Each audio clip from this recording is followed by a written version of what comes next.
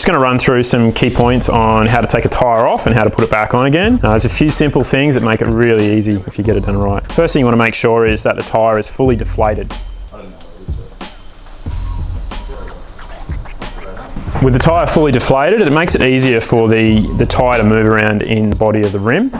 With this guy, it's a little easier. Some rims can be harder, but you essentially want to make sure that the bead of the tyre is sitting in the lowest point of the rim when you're taking it off. If you work around, it doesn't really matter when you're taking it on and off. Work it around from one side to the other.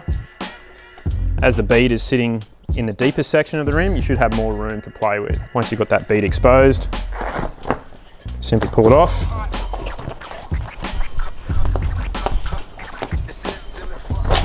There we go.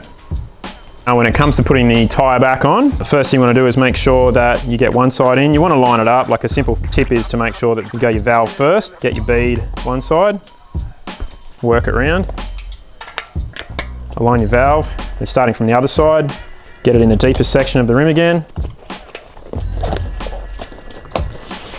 get it to seat. Well, one common mistake that people make is to just overinflate the tyre straight away. The best thing you should do is put a little bit of air in, make sure the tyre is nice and seated all the way around, so checking your bead is nice and even, and then build up your pressure again. If you just go in too fast, you find the bead might not be seated correctly and it'll pop out the side and explode.